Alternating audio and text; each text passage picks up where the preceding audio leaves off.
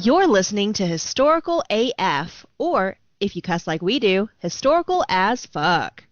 This is your museum-loving historian, Kyna. And I'm your amazing librarian, Ashley.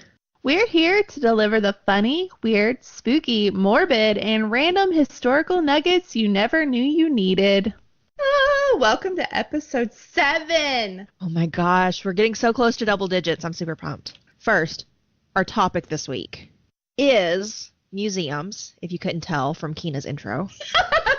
It was foreshadowing. Foreshadowing. I'm going to say real quick, we got featured in Fangirl Nation magazine this week.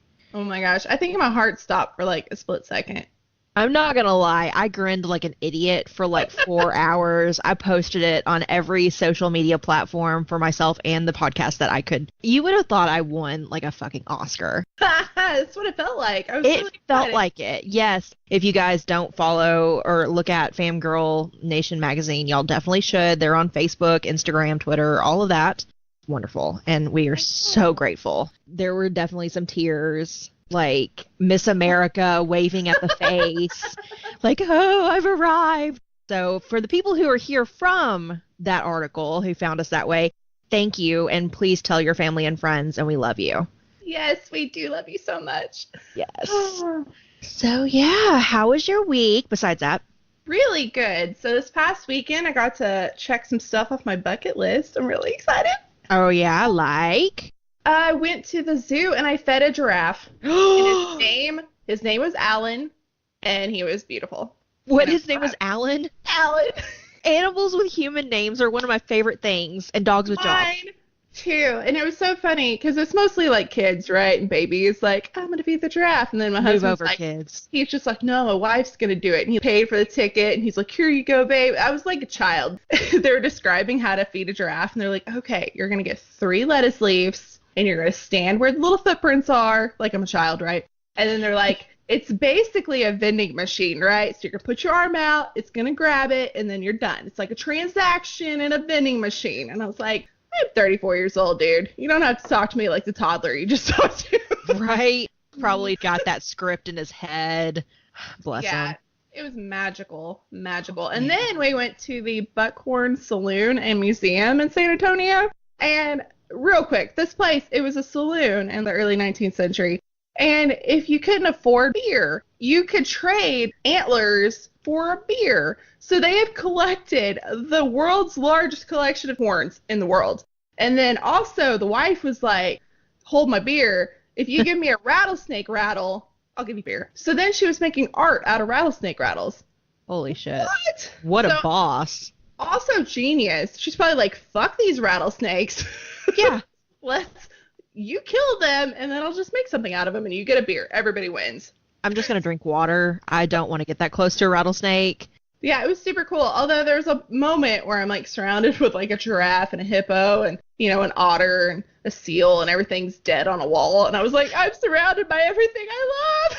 That video you posted had me laughing so hard because I saw it without the sound first, and I was like, hey, that's all the things that Kyna loves. And then I listened to it, and you're like, everything I love is dead.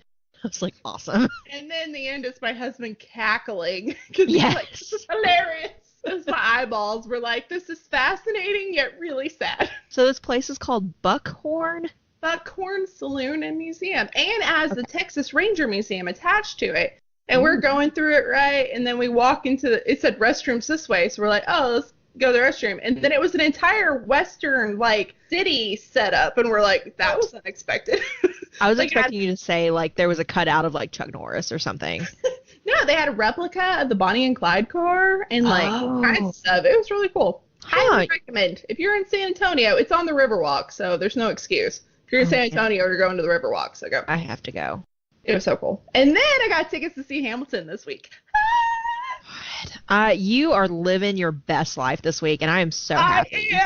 I am. I'm just going to live it through you. I'm so excited. They're going to be in Austin, and I love it. I'm pretty sure I sang it in episode 4, so it's no surprise that I like it. So I think I love it because it's like hip-hop, like a lot of it's like hip hop rap, and then also it's pretty historically accurate, which your girl appreciate. Oh, yes, definitely. Speaking of which, we both discovered historical roasts on Netflix, and we've both been texting each other and just dying. Oh my God. It's so funny. Yesterday was such a shit show for me, and like by like 7 last night, I was like, screw it, I'm laying in bed, I'm not moving, and I turned that on, and I sat here and cackled, like just cracked up. It was so good. So good. Like, there's a few like modern jokes in there, but for the most part, they've really kept with what is really happening. Like, even the dark stuff, like Mary Todd being in a sanitarium, I was like, oh man. Yeah, they definitely touched on that and her love of drugs. And I had texted Kyna about how they had someone on there playing Harriet Tubman, and she was like 100%. I mean, Harriet Tubman was a boss ass bitch, but then the person playing her last night and the jokes that were written for her, like, oh my God, they were so on point. Oh, they're so good. So good. It was awesome. I can't wait to finish watching more of it later. I don't think we mentioned it, but it's the roast of Abraham Lincoln. That's why Mary Todd and Harry Tubman. I forgot to mention that. Yeah, sorry. Yeah. And the guy from Full House who's playing Bob Saget. Bob Saget. I keep forgetting his name. And then John Stamos was John Wilkes Booth. Yes. Yeah. Oh my God. It's beautiful. It's just beautiful. It was really good. Highly recommend. Yeah, so everyone needs to watch that because, it is pretty historically accurate. So I really like it. I know there's one on Cleopatra that I need to watch, but we didn't. I cannot wait to get to that one. Oh, it's so good. So how was your week? Oh, my week was a Murphy's Law kind of week. Anything that could go wrong did or will. Like yesterday, I had an asthma attack at the gym, and then I headbutted my car in the Kroger parking lot. I don't know what my life is, but whatever. I'm alive. Rainbows and butterflies over there. Rainbows. Yes. I bought myself a fishing pole today. I'm going to do the most like southern thing ever and just go fishing one day and trying new recipes. I don't know. Like, I don't know what to do with myself anymore. Isn't Arkansas like flooded right now? It is. Oh my gosh. The rivers, the Arkansas River and all of its like offshoots and tributaries and all that are like insanely flooded. Like, I was actually going to go fishing on this it's a pond, but it's called a lake here in town, but it shares a road with the Saline River, and I'm not sure. I need to check. I think the Saline is also flooded, so it may not even be like a differentiation between the river and the pond right now. So I need to figure out where I can go fishing. And it's actually just starting to storm here since we're doing this on Wednesday, and because it always fucking storms when we're getting ready to record. I don't know what that is, but it's a thing. Yeah, so I'm thinking that the ponds and lakes are also going to flood on top of the rivers already flooding. So we will see. Yeah. I heard another 8 inches in the Arkansas is what it's expected. They're doing like evacuations. I mean, it's crazy. I haven't seen this kind of evacuation in years. Yeah, the pavilion down by the Clinton Library in the River Market area in Little Rock is currently, the water is up to the bottom of the roof of the pavilion. I saw that, and then I also saw that all the snakes are taking cover, like refuge, so there's snakes everywhere over by the Clinton Library. Yes, there are snakes everywhere. There was a beaver also. God bless the comment section that I saw this in. I saw a picture of a beaver, and some beautiful woman commented and said, "But where is that bear going?" Oh. And I was so, people can't see my face, but I was so fucking tickled. Like, I was just like, she said bear. Like, I don't know. Okay, I'm relieved because I thought Beaver and Clinton was going to go a different direction, but that's a lot funnier. No, that's later in my stories. No. Although, yes, there was also the comment of, oh, imagine a snake in the Clinton Library. God, shut up. Shut the hell up. Yeah. Sit down. Sit all the way down. But anyway, whatever. Comment sections. I typically don't read them, but I don't know why I felt inclined, but I'm thankful I did because I got to see a woman think that a beaver was a bear. But we've had a lot of bear sightings in Arkansas this week. Like, there was one in Hope, I think, either Hope or Prescott, that was eluding law enforcement for like 5 hours. It was a little bear. The last one, I think, tried to get into like Firehouse Subs or something. I love those stories. Like bear swimming in pool, bear on the trampoline. Yes, yes. I don't know why those fascinate me. Like, that's my favorite thing about living in the South, but also my most hated thing is like how much wildlife we deal with, because like it's really cool to have the opportunities to like see that stuff and sometimes see it in person at a safe distance, blah, blah, blah. But at the same time, you don't want to like accidentally walk up on a bear or a mountain lion or a snake. I walked up on a lizard the other day that was probably the length of my hand, and I screamed like a little girl because I don't like lizards, but yeah. It's funny. I love lizards. I've owned several in my life, and I just love them, but I cannot do snakes. I'm terrified. And growing up in the Ozarks, everywhere you go, there's a snake. So if you're at the river, there's a snake. If you're at the lake, you have to watch out for snakes. If you just go outside to your car, there's a damn snake. Yep. So the other day we went for a walk, oh my God, with my puppies, and there was like a steep hill, and I'm like an old lady, so I let my dog go because he stays near us. He doesn't go off. So I could like grandma my way down the steep hill, and then he went and stood by Zeke, but he was looking over the edge and just clumsily derped over the edge into the river. And I immediately was like, oh my God, my baby. And then my second thought was like, there's a snake in there. So I made Zeke go get him. Nice. Yeah, I was like, can you go get him? Yeah, it was a thing. But it was so funny because he was okay. And then Zeke's like, let's move him over here. It was deeper over there. Smurry's just like splashing. Like, he can swim if he has to. He does not like it. So it was a traumatic day for him. Bless his little derpy heart. He's probably like, God damn it, Mom. Right. I almost died. And then run away to a giraffe. It was an adventure. But yeah, that was the first thing that popped in my head is like, yeah, there's definitely snakes in there.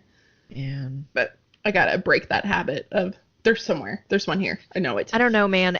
Every time my dad and I go fishing in the summer, we have at least one snake that tries to get in the boat with us. Oh, and my dad always tells me, if it gets in the boat, don't bail out. And I'm like, why would I bail out? There's more snakes out there. I may scream like a girl, but I'm not getting out of the boat in the middle of the lake or the river. You've seen that YouTube video with the lady, a snake falls from a tree into their canoe, so she jumps out of it, and then there's an alligator in the river, and she's like, what did I do? Oh my God, that is like the perfect representation of out of the frying pan into the fire. Yeah, and the husband's just laughing. I'm like, that's my life right there. That is a visual of what would happen. Yeah, but my sister's dad is a river guide, and he'd always be like, yeah, snakes just drop out of those trees all the time. And I'm like, what do you mean all the time? Thanks, I hate it. Yeah, nope. It's going to be a big no for me. Yeah, and so I'm really excited about our topic today. We want to get started? Absolutely. Yes, I am ready to scream about facts and curse and bring shame upon my family. Let's do this.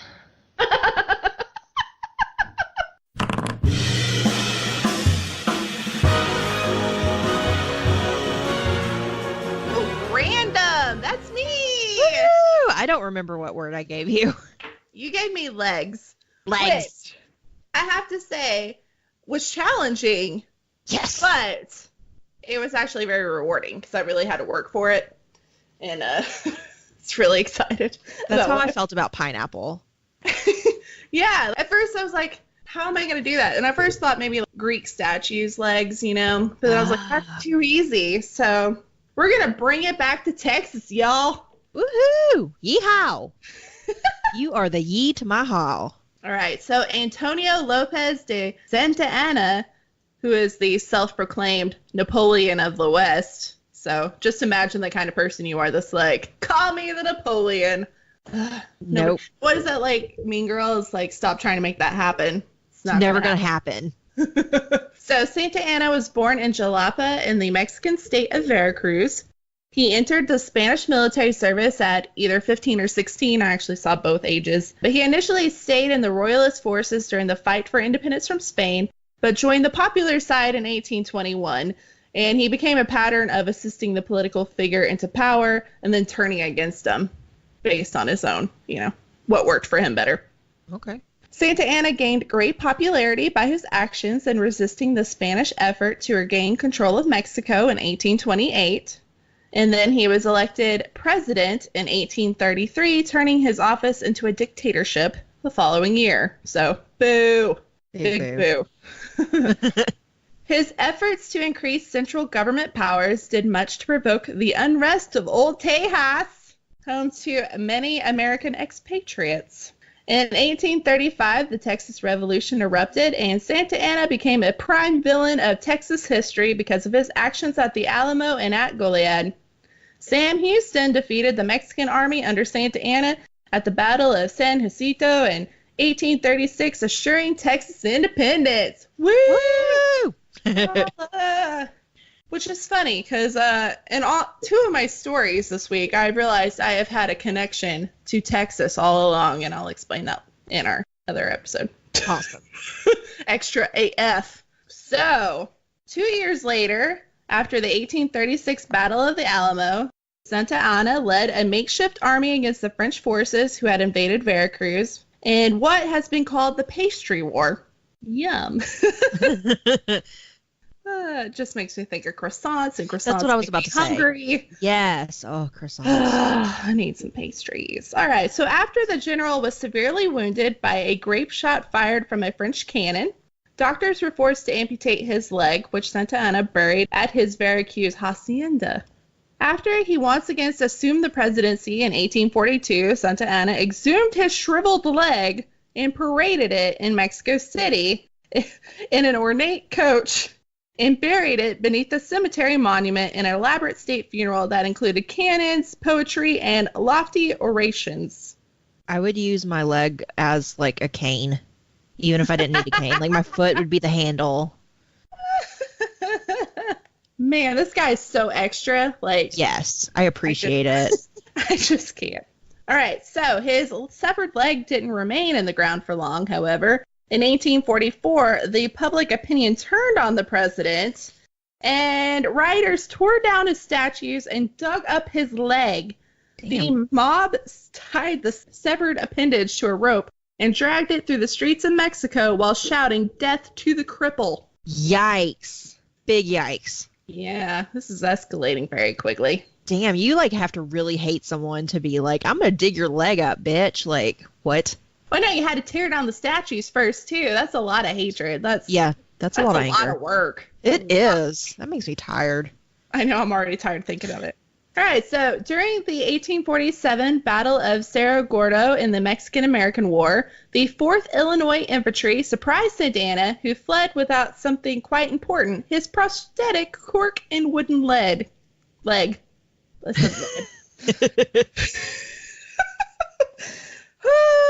Okay. The Illinois soldiers seized the leg as a trophy piece that they brought back to their home state, where it toured at county fairs before falling into the possession of the Illinois State Military Museum, where it remains today. This is where the museum actually comes in. All right. This leg has traveled more than I have. I went deep. Leg was hard, okay? All right. So the Mexican government's repeated requests to take back Santa Anna's fake limb have been denied. Now for the really fun part. Some Texans expect Illinois to relinquish it. A museum at San Jacinto battlefield, where he was captured and forced to give up claim to Texas, has petitioned the White House to get the leg moved there. I mean, sounds fair, right? Okay. Of course. The students at St. Mary's University in San Antonio think they should get the leg back so they can give it back to Mexico. I think I agree with them. I mean, it sounds fair. It's a good point there. There are other opinions. The Dallas Morning News warned Illinoisians. Is that a word? I don't know.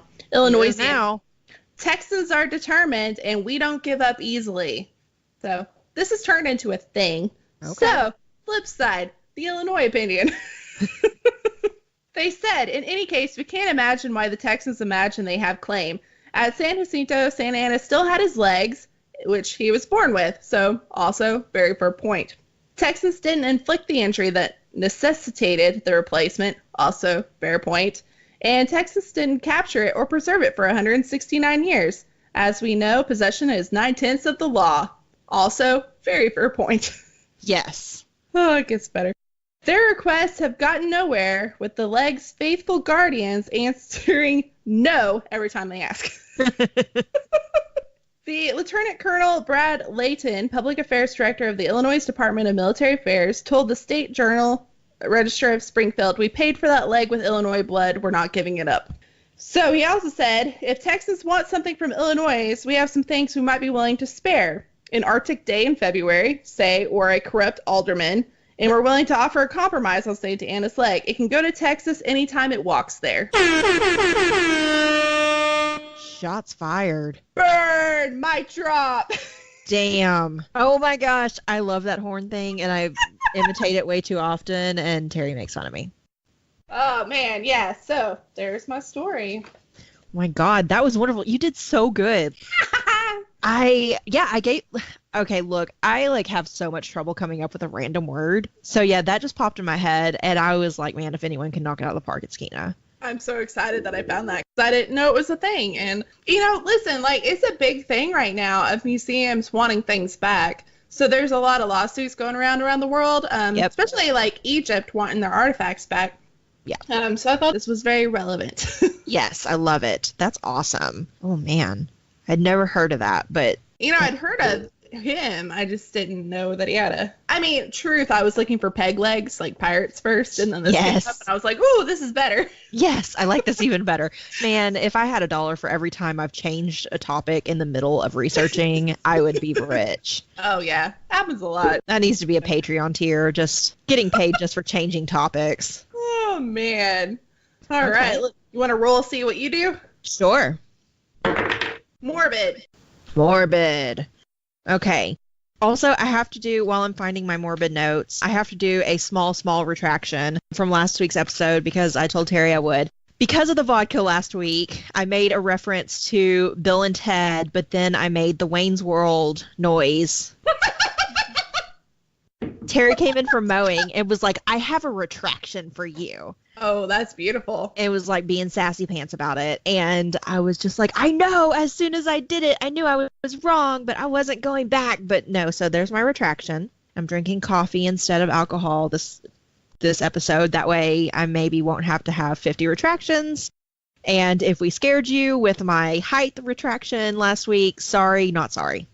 Also, it could have been worse because there was actually white noise before that noise at first, but I was like, yeah, that might be too much. Yeah, that scared the shit out of both of us, and we knew it was coming. So we dialed it down. But anyway, so morbid. I got morbid AF this week, and I'm going to talk just really briefly about the Museum of Death in New Orleans. Oh my gosh, I've heard of that. Look, I want to go here so bad. Legitimately, it's on my list for a girls' trip. Me, you, Lana, Amy. I need all these people. We have to go. I really want to go. So this, like I said, this museum's in New Orleans, but it is the second of these museums. The first one was built in California, in Los Angeles, which our Patreon shout out that we'll have later. She actually lives out there, and I keep wanting to go stay with her because she is a friend and former roommate that I want to go stay with her so I can go to the Museum of Death out there. But the one in New Orleans was built 20 years after the original museum was built. So in 1995, founders J.D. Healy and Catherine Schultz brought the collection of body bags, autopsy videos, pieces of taxidermy, skeletons, letters and pictures from serial killers, other death-themed things. It brought all that from California to the French Quarter in New Orleans. Oh, wow. So the exhibits, which can be super graphic, they say they're not for faint of heart or weak stomachs. Okay, so there's no age restriction. So, you can take kids to this, but if you take your kids to this, I'm going to judge you for it. And their website says, we all die, which is their reasoning for not having an age restriction. But they recommend that caution and consideration are urged. And realistically, I don't want to listen to a baby cry while I'm reading about the Black Dahlia or something like that. So anyway, this place apparently is so gruesome that people have a habit of fainting. Oh, wow. While there. They call this, where is it? It's called a falling down ovation. And if you pass out, it's called I Passed Out. You get a t-shirt that says, for free, I passed out at the Museum of Death and lived to talk about it. Oh, I mean, I kind of want that shirt, though. Okay, look, I have syncope. I just pass out if I forget to eat. Like, I could just go in there and not even be horrified by the museum stuff. Just be like, well, chronic illness, pass out, and get a shirt. So I'm, like, really banking on that because I want one. Like, I really want one, but I also don't want to be like, look, I'm a punk bitch and can't, like, stomach looking at this stuff. So I don't know. I'm weird about it. I didn't write this in here, but I wanted to mention some of the stuff that they have here, they also have replicas of at the Ripley's Believe It or Not Museum in Branson, Missouri. Oh, like, I've been there. Yes. Oh my God, I love that place. And I know they have the crime scene photos of the Black Dahlia and stuff like that, but this is just like exclusively death stuff. So here's some of the stuff they have on display. So they have Dr. Kevorkian's suicide machines, which I needed to look that up because I thought that it was like a lethal injection type thing. I forgot that he actually had like machines for it. But anyway, a business card from Jack Ruby, who killed Lee Harvey Oswald, who killed President JFK. Oh, wow. That's a little, 6 degrees of Kevin Bacon for me, but whatever. And there's letters from Jeffrey Dahmer and Ted Kaczynski, who's the Unabomber. There's paintings that were done by John Wayne Gacy, also known as the clown, buried people under his floorboards. Side note, yes. My dad grew up on the street that John Wayne Gacy lived, and he says he remembered him driving by in his little truck thing in the area where he hunted boys. So, yeah, that's my little claim to serial killer isms. My mom said when my grandmother was diagnosed with cancer, they brought her back to Arkansas, and they went up there. My mom went by his house, and it was an empty lot at that point. She said it was creepy as shit. Okay, good. I was hoping they would tear that shit down. Yeah. I think they built something on it now, but this was like at least it's not like the original house. I don't know. I think they had to tear it down to get everything out of it. Good. Because fuck that. Yeah. Anyway, continue. Anyway, there's memorabilia from the O.J. Simpson trial, like hair that was at the crime scene and stuff like that. Oh, that's awful. Manson family photographs and like all kinds of other stuff. So there are videos, like snuff films. Like they said on their website that there are videos in which the death is not reenacted. It is actually happening on the screen, which is why they like warn people. So, I mean, they're actually not like purposely snuff films, like where you are purposely recording someone being killed, though they could be, but also, like surveillance videos. I'm really fascinated by these, even though they make me really sick to my stomach. Like surveillance videos of nail salons where people have been shot and killed and stuff like that. Oh, man. It's really messed up to see. I try like really hard not to get views to that. So I think that's the one thing that I would really have an issue seeing in this museum. I am such an empathetic person. I don't know if I can handle this. I am. Like, if I listen to a podcast that plays, like, recordings of a 911 call, I immediately start crying because I'm so empathetic. So I don't think I could watch these without getting really upset. So that might be my pass out and get a t-shirt moment. But then there are also exhibits on terrorism, cannibalism, and embalming, as well as a extensive collection of shrunken heads. Oh man, I saw some shrunken heads this weekend. Nice. Were those traded for beer too? I don't think so. They were in the sideshow exhibit. Oh, that's right. I need to go there. That sounds so cool. Yeah, they're really interesting, and it's kind of like you dissociate it from being a person just because it doesn't look like a person, I think. So it's very interesting how your brain really works. Like how sometimes you can be okay with seeing one morbid thing, but then the next morbid thing, you're like, no, that's too much. But I mean, it's a dead person's head. Yeah. But anyway, so reading about this museum, we're all going to think like, wow, that's really weird and really morbid and people are gross wanting to go there. But they say that the people who run it say that the goal of the the museums is that they want to educate people about death, and by educating them, they want to kind of remove the fear of dying and like make you happy to be alive. Mm-hmm. Like, I guess be thankful that you're not in these situations and I think that it demystifies death a little bit and also makes you like, it gives you situational awareness. Like you see how these people died, can kind of go from there and make sure you're not in the same situations and know that death is just a part of life. So, I mean, it's open 7 days a week. I really, really want to go. I'm really fascinated by the murders and the true crime and all of that. So yeah, we should definitely go. I think it's really interesting. I'm thinking what it must be like to be a curator there, to be the person that has to, curate exhibits for them. I think it'd be very interesting because you got to like walk that line of being interesting and educational, but not too graphic or, not glorifying some sorts of death. I think it would be a really interesting job, honestly. Yeah, I would I feel like that would be my dream job right there, is to curate something like that, because it's, like the Beetlejuice quote, I myself am strange and unusual. Like, I'm strange and unusual, and I would love to be able to look at that, but I also think that not glorifying a crime and not shaming or blaming the victims is like such a tight line that you would have to follow.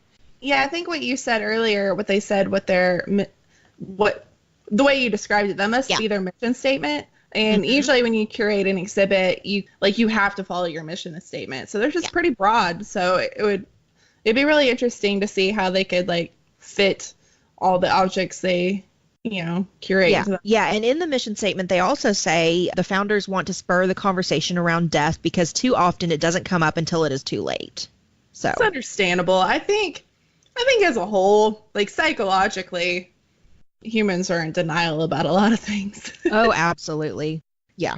And I think the unknown, there's a lot of fear to that. And then having fear gives it more power. So I think a lot of times, like you said, being more aware makes you more accepting that, we're all going to die. But yeah, well, and I mean, like, this didn't hit me till the other day. I was driving down the highway and passed a funeral home, and on their sign, it said, stop in for prearrangement stuff. And at first I was like, that's really fucked up to go in and be like, hey, I'm not dead yet, but I need to make sure I got somewhere to go. But that's actually a really good like pre-planning thing that I never really thought about. And like when my brother-in-law died, it was very unexpected and we had to scramble to figure out what to do with him. And even though my dad's mom had a like plot and everything, there was still a ton of stuff that needed to be taken care of after she died and all that. So it doesn't, like they say, it comes up when it's too late. Oh, absolutely. So yeah, so I think that's why like every episode I've mentioned something funeral related, because I just like, it's always at the forefront to be prepared. Yeah, and I've seen both ways. My best friend passed away. It was when I was 20, I think, and it was so sudden, and nobody would expect somebody that young to die.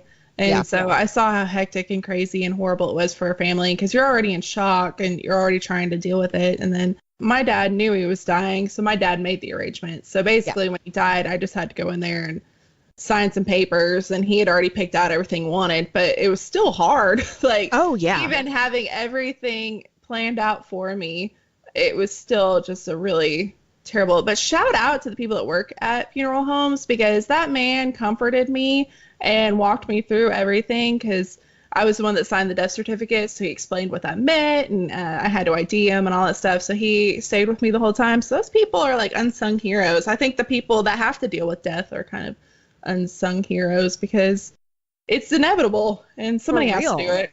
Yeah, one of my best friends in high school, her dad is the coroner in our hometown, and in school he was the mortician for the local funeral home. And one of the guys I went to school with, he passed away. And when I went to the funeral home for the visitation, my friend's dad like held my hand and explained stuff, because that was the first time I'd ever gone to like a visitation like that without my parents. And I wasn't sure what to expect. And because I'm so empathetic and I was pulling on everyone else's emotions, like I just didn't know what to do. So like having him there to explain stuff to me, and even like the technical questions, like how did you cover this, or how did the process go this way, and was my friend taken care of, like that kind of thing. He was so cool about explaining it, and that's what I've seen every time I've had to go to a funeral home. Like they really are like the unsung heroes. They deserve so much more credit.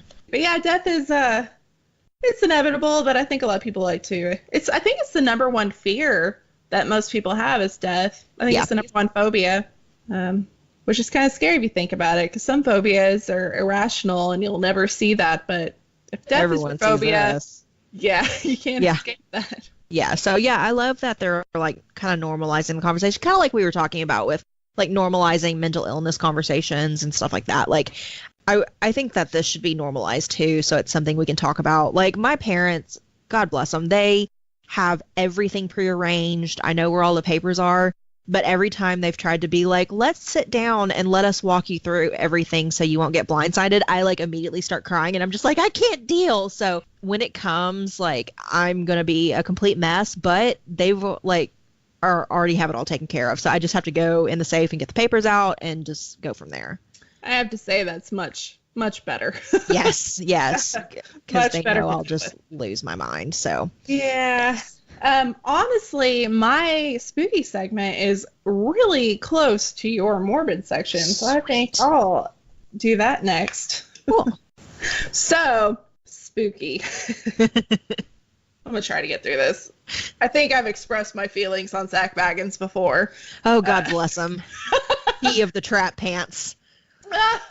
So whatever your feelings are on Zach Baggins or ghosts in general, there's no denying that his collection of objects are pretty damn impressive. So I'm going to talk about his haunted museum in Las Vegas. Somewhere else I want to go. We almost went on our honeymoon, but we didn't want to spend that much money.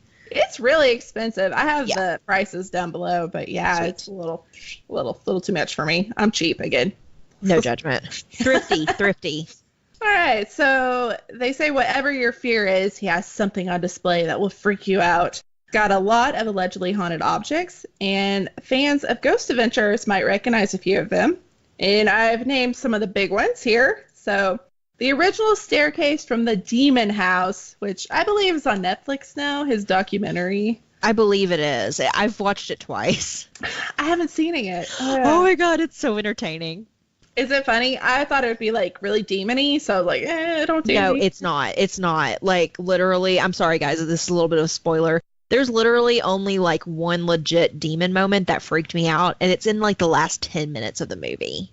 Oh, okay. All right, that's not too bad then. Yeah, no, you should definitely watch it because, I mean, it's like, it's the Baggins at his like most wonderful. Ooh, but talk about extra, this man. I love him so much.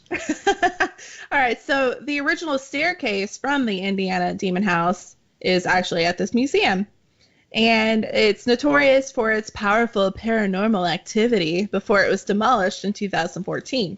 So the wooden banister and the creaky steps now stand in a dimly lit corner, resting on a blanket of dirt from the location.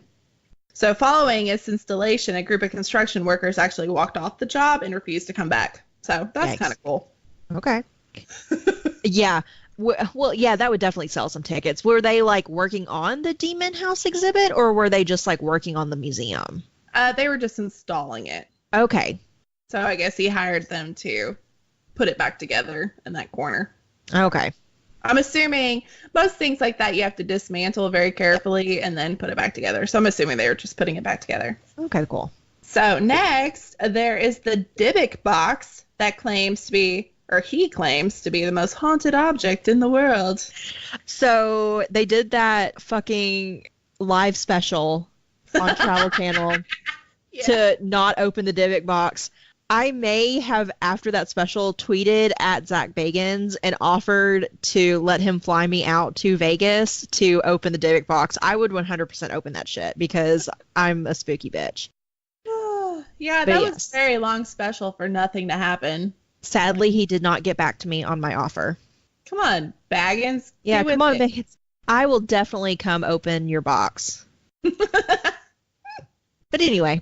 All right, so the Dybbuk box is a vintage wine cabinet that actually inspired the movie The Possession, and it's said to house a malicious spirit. Shortly after its arrival, mysterious protruding holes began to appear in the walls around the artifact, as if something was trying to break out from within the exhibit. Dun, dun, dun. A Las Vegas marketing executive and Baggins both witnessed a black-cloaked figure passing through the exhibit's closed doors during a private tour. and this has been seen by multiple guests and staff as well. Okay. Aw. I'm going to start calling him Bagginses, like Lord of the Rings. Bagginses, yes.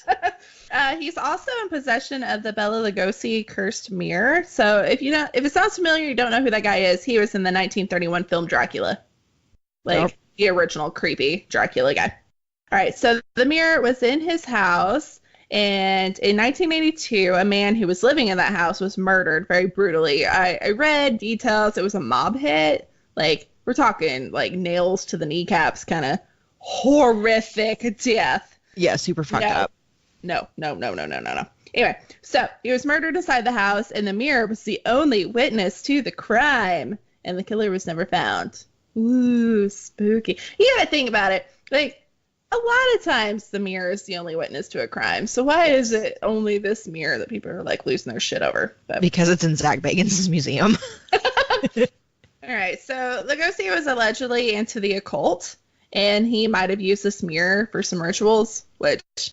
I read a bunch of stuff. People are like, we can't really figure out what rituals he was doing. So it's kind of a urban legend. Unsubstantiated claim. Yeah. So they believe that if Bela had left any kind of portal open, all the energy from the murder looking into this, or the murderer looking into this mirror, and the energy from the horrific death may have been trapped.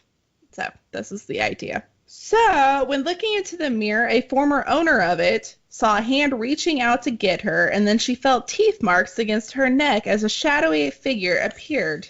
So that's also a big note for me. And I'm assuming the whole neck biting is because he was Dracula, but I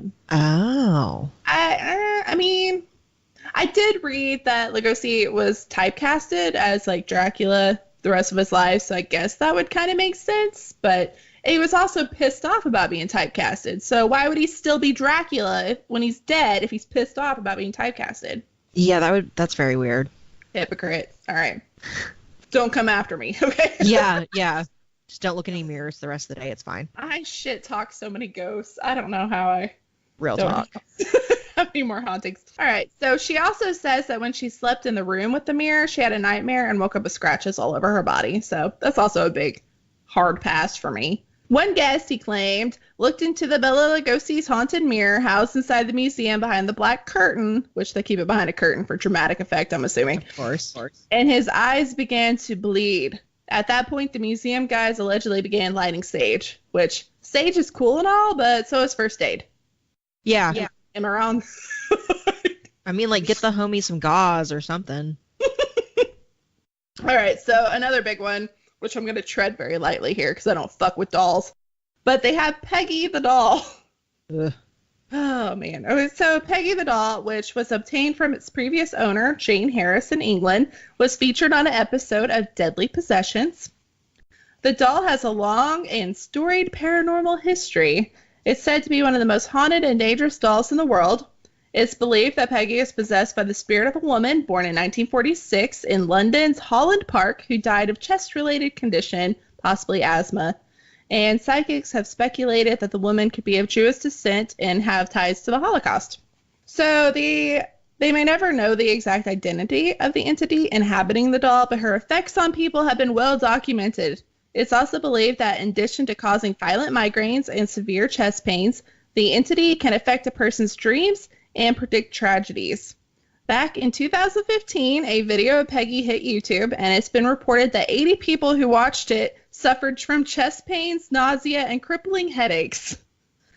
This is something that, no matter what you believe, you should not trifle with, so it's going to be another hard pass for me. I'm not watching that. So special shout out to Peggy the doll. We love you, and we are not making fun of you in any way. Please don't come after us. We love you. Absolutely. All in respect here. Although if somebody does watch the YouTube video, let us know on social media how that goes for you. Yeah. At Historical AF Pod. Yeah, but we didn't tell you to do it, so yes. Don't blame me. Proceed at your own risk. Yeah, you've been warned.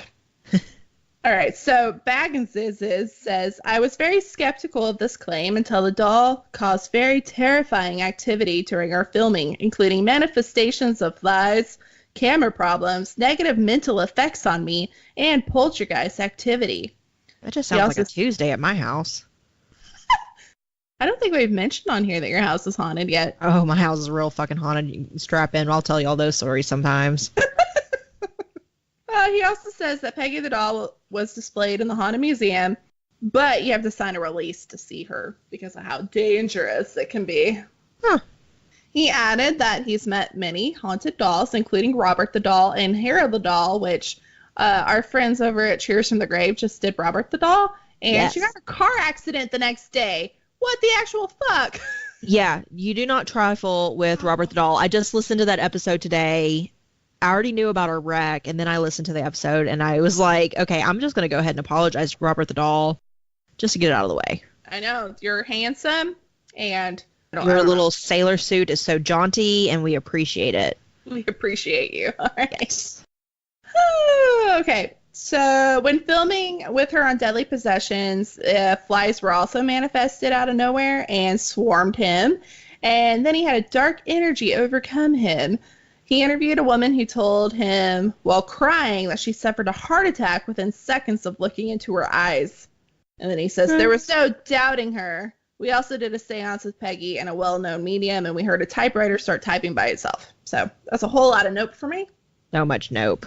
I don't like dolls.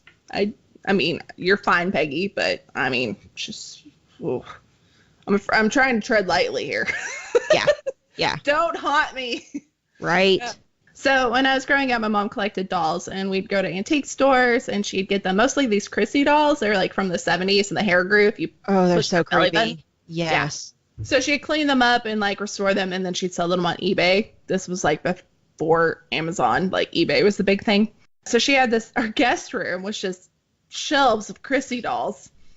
Terrifying as shit.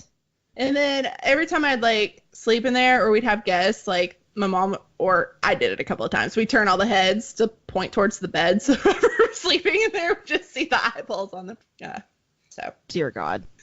I was very guilty of, I love going to flea markets and antique stores, and I would always buy the, like, dirty, naked Barbies and take them home because I felt like they were homeless and needed good homes. Aww. But, like, porcelain dolls, I, like, wrote to the ladies on Cheers from the Grave today and said that I had a porcelain doll when I was, like, 11 or 12. My great-grandpa had, like, dementia and didn't really, like, know anyone's names, but he was in a store with my aunt one time and saw this porcelain doll and said, that looks like Ashley. And, like, he didn't remember my name half the time, so they bought the doll for me. I was so terrified of it. It stayed in my closet for years until I could, like, sneak it into the Goodwill stuff and send it away. And I know that's terrible, but, like, 11-year-old me was not having that shit. Oh, man. Yeah, dolls are creepy. Yeah, those Chrissies. So sorry to the Willfingers if you're listening. I was the one that moved the heads when you were staying there that one time, so, yeah. It was the dolls. I know my mom did it to me, and then I was like, that's good, and then I did it to them. Anyway, so even if you don't go for the ghost stories, there's a lot of other pretty disturbing things collected there, especially from serial killers and celebrity deaths. They have Jack Kevorkian's VW death van, so that's pretty connected to yours, his machine. So yeah, he apparently had a on-the-go version. They have pill bottles from the scene of Truman's Capote's death, and they have the propofol chair in the room that Michael Jackson died, which is a little creepy. That's fucked up. Okay. Yeah, I don't know how I feel about that. I also read that they have a Polaroid that one of the policemen took of Chris Farley after he OD'd. Oh my God. That makes me incredibly uncomfortable and upset because I really love Chris Farley, and I don't know why they would just put that out there.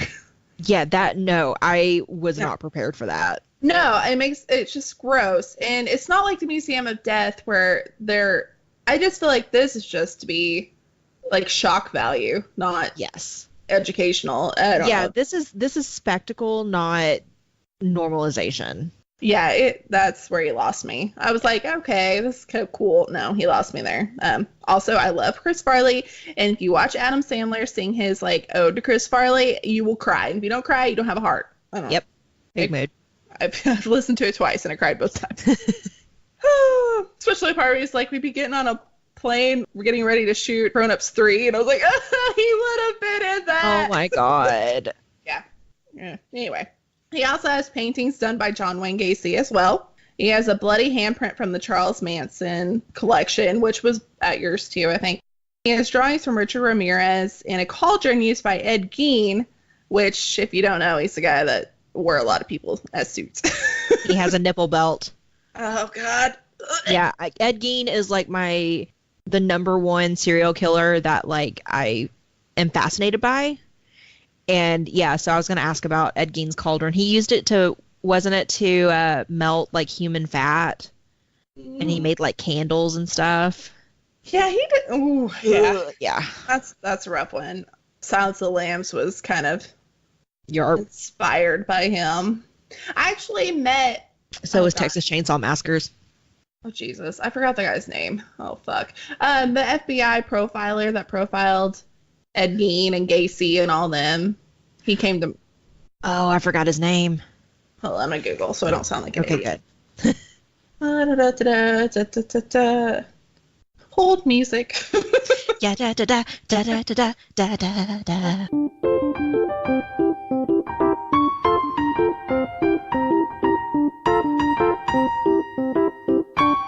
All right, so when I was at UCA, since I'm old and I was there way before you were, John Douglas actually came, and he was the FBI profiler that did John Wayne Gacy. I think he did Ed Gein. He did Dahmer. He did, I can't remember his name, the guy that thought he was a vampire and had to bathe in blood. I can't remember that guy. But Block that out. Yeah, he brought like crime scene photos and he talked about it. He was so fascinating, and he's actually the one that has, you know, created characters like Silence of the Lambs. He did Hannibal Lecter. He also he helped with Bates Motel. Anyway, he did a lot of movies. And he actually had a Gacy story. He said that Gacy wanted him to come to his execution. He was like, nah, man, I've seen enough death. Fuck off. And then he said that the moment that John Wayne Gacy was being executed, he said he felt like this pressure on his body and he couldn't get up. And then he said as soon as that minute was over, he got up and he was like, that son of a bitch visited me on his way to hell. Nice. What a dick. I know. He's such a cool dude, though. But yeah, ugh. But yeah, he had a lot of cool stories. I wanted to be a profiler, and then I realized I'm too empathetic, and I'm a bleeding heart, and I could not deal with that much death. Nope. So, you know, I had to pass on that one. Yes. I can't even watch, like, ID channel for too many days in a row because there's too much death. Oh, I know. It makes me physically hurt. See that much death. I can't do it. But they actually have some other stuff besides their murderabilia. They have a lot of creepy-ass dolls. They also have some bloody mannequins and a lot of vintage circus and sideshow artifacts. Huh. Which, sideshow stuff makes me a little uncomfortable, too. Big mood. So this is not the people. The animals, although the place I went last weekend had a lot of sideshow animals, and I was like, they were all little babies, so they didn't live very long. It had a little cyclops sheep, and it was baby. And I was like, what happened to it? Why is it dead? Humans happen to it. I know. Humans are garbage. Amen. All right. So, and it says you also might want to keep an eye out for jump scares, secret passageways, and unexpected surprises, which I saw one review that says that he hires a lot of little people to dress up like clowns. And that also seems a little offensive. I was going to bring that up when you were done. Like, that bothers the shit out of me. Yeah, he lost me. I mean, I was like, I only knew a little bit about this, and I was like, okay, we'd go, but no, he's losing me. Yeah. But historically, this building is actually kind of cool. It's 30 rooms. It's an 11,000 square foot property built in 1939, and it was originally owned by Cyril S. Wingert, which I see Cyril, I think of Cyril Figgis from Archer. All right. So he was a prominent businessman, and he was a famous Las Vegas developer that was known for bringing in a lot of commercial establishments into Las Vegas, and a lot of them exist today. He was a prominent figure in the growth and development of Las Vegas as a whole. This sprawling two-story home left the Wingert family in 1970, and it served as a law office and home of the Nevada State Bar until the Hellfire Media made the purchase. I mean, come on, Baggins. That's the name of your company. Of course it is. But it was classified as a landmark mainly due to its social and economic influence of the Wingert family and the history it made on Las Vegas. So that's kind of cool. Yeah. He's got a little bit of historical significance besides all his jump scares and bullshit. Yeah. So throughout the years, there's actually been hostile spirits that were rumored to roam the halls of that building. Those are the family members that passed away. And they also claim that some satanic rituals happened in the basement during the 70s. So that's probably why he was attracted to that building, because it was already supposedly haunted. Yep. So tours are offered between 1 p.m. and 9 p.m. daily. Tickets cost $34 a person. Oh, that's gone down since we were there. Oh, that's still too much for me. Yeah. And they have to be reserved in advance, too. You can't just walk up there and grab one, which is very inconvenient. Yes. You also have to be 16 years or older to visit, which is different than the Death Museum, too. Yeah. And you have to sign a waiver before they let you in. So that's probably just for the suspense. Like, yeah, we're so dangerous. Sign this waiver. Yeah, that, and I mean, like, look, I hate haunted houses, like the shit that pops up around Halloween. I hate them. So if I walked into a museum and it was also a haunted house and I wasn't expecting it, they better have me sign a waiver, because I'm going to accidentally swing on someone. I love haunted houses. And, oh, God, when me and Zeke were dating, I think his brother came to visit, and we were going through a haunted house with this guy with a chainsaw, and he used me and his brother as a human shield. And I was like, all right, it's not just me, because we'd been in other, like, haunted houses, and he uses me as a human shield every time for the chainsaw. But when I realized he does that for his brother, too, I'm like, it's not personal. Yeah. It's just survival at that point. Yes, good military training. I love it when he screams at a haunted house. It's amazing. Oh, God, I wish I could just bottle that sound. Oh, that's great.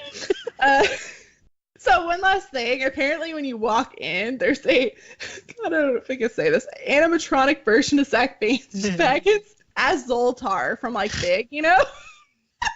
I've never known that I needed this in my life until just now. Apparently, once you turn it on, the animatronic Baggins' eyes light up green and a voice rings out telling you that adventure awaits.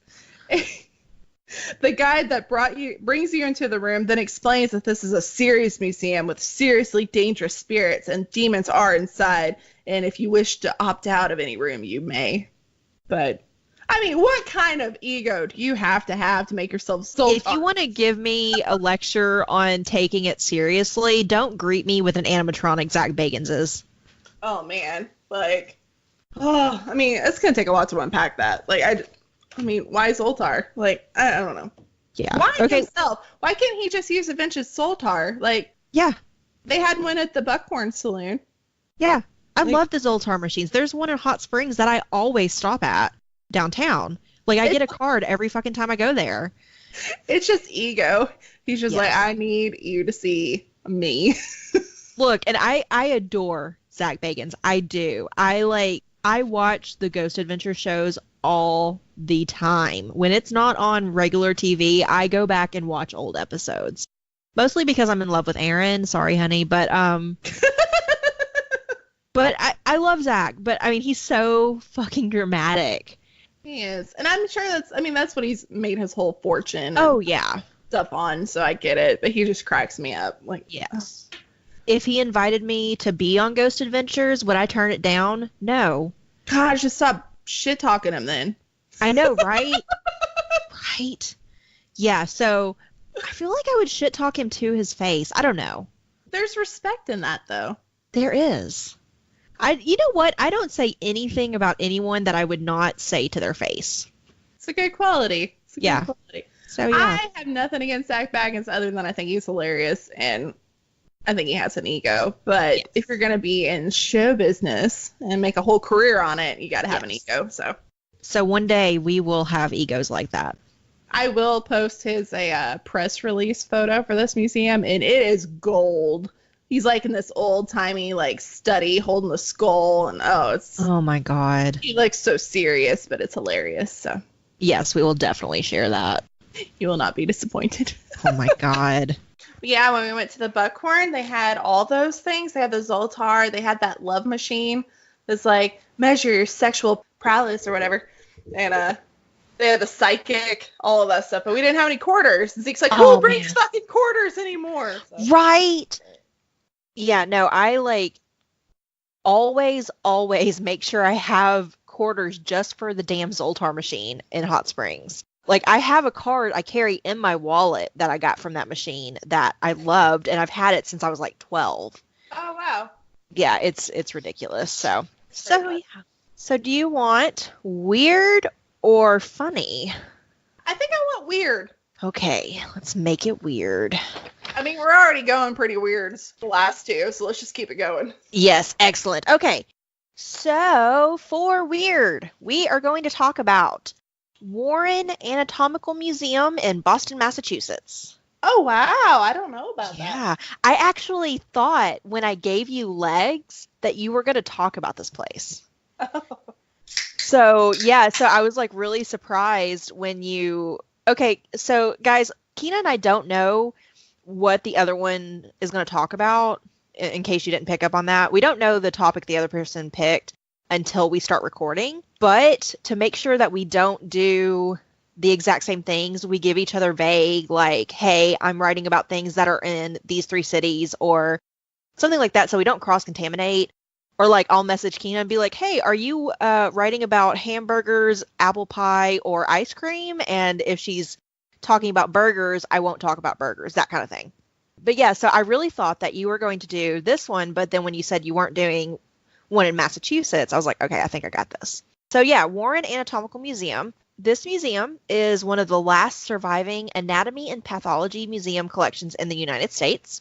Ooh. It was founded in 1847 by Harvard anatomist and surgeon John Collins Warren, and it was made to preserve and classify specimens and models needed for teaching. Until 1999, the museum was in the Department of Anatomy and Cell Biology, but now it's part of Countway Library Center for the History of Medicine. And it's not like a brick and mortar museum now. The collection is just for like a teaching and research resource. Oh, okay. And the collection of artifacts still grows to this day. Like, stuff is still being donated to it.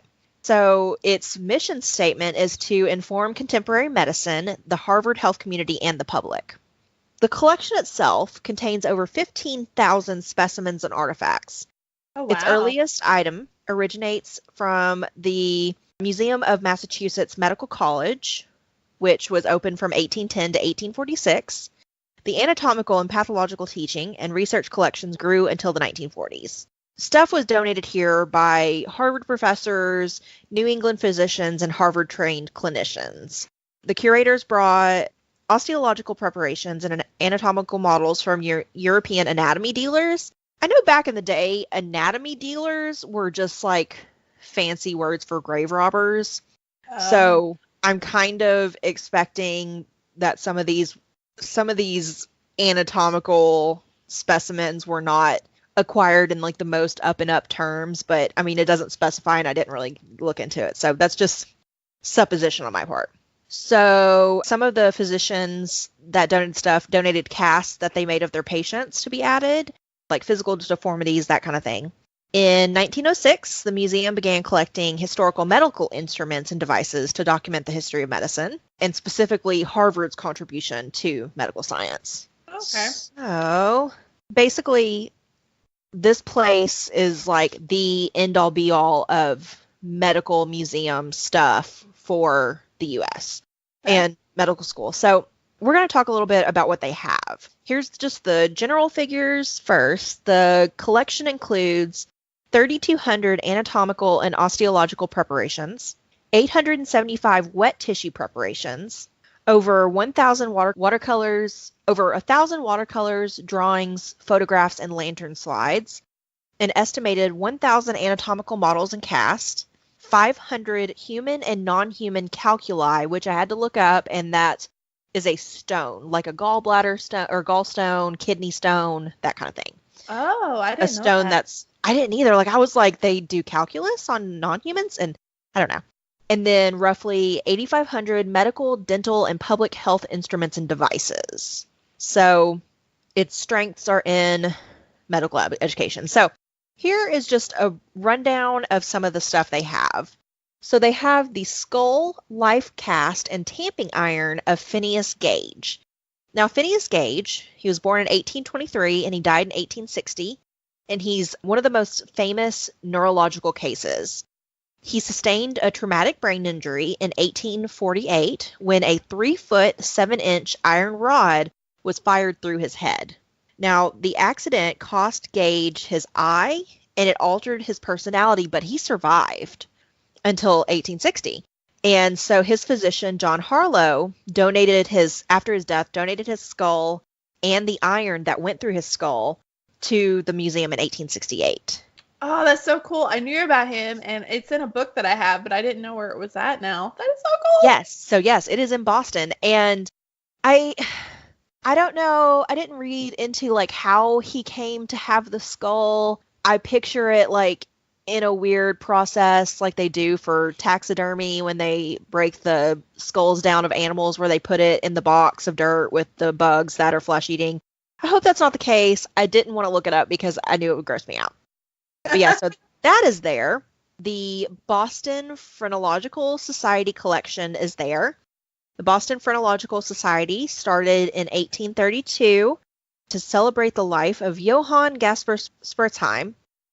And phrenology is like the study of I don't know why I'm making this motion because they can't see me in podcast land, but like the study of like the lumps and lines on your head and all of that. And so Spurzheim's lecture collection was used to develop a cabinet of phrenological castings. So they have these castings of people's heads that they use to study.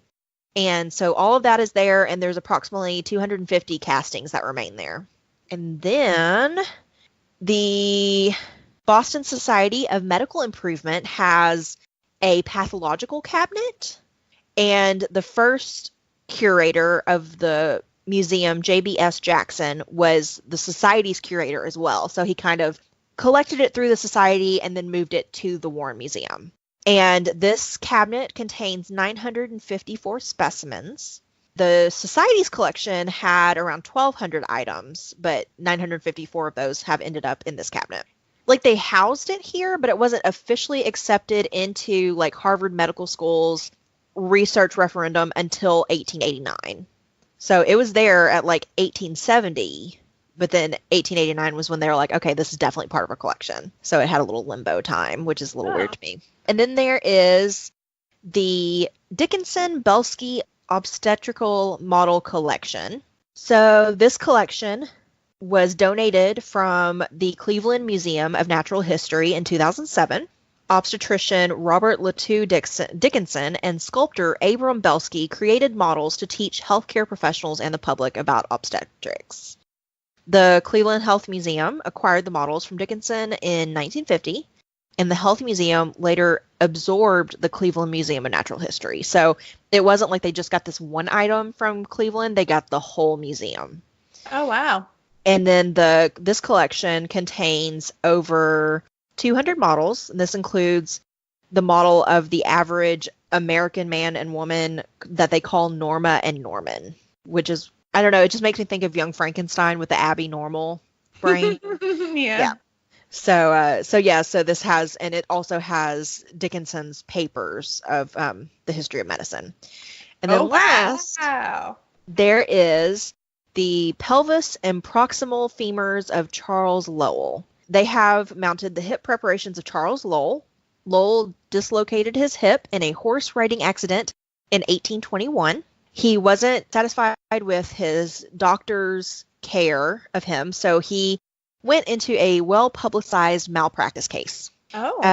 He took issue with the medical evidence, and he requested a examination of his hip joint after his death. So basically, he was like, hey, this is really fucked up, and I know that it's not going to be able to be fixed. So after I die, I want y'all to look at this and, like, pursue this case. Wow. That's really cool. Yeah, so Harvard physicians Henry Oliver and Jonathan Mason Warren conducted the autopsy.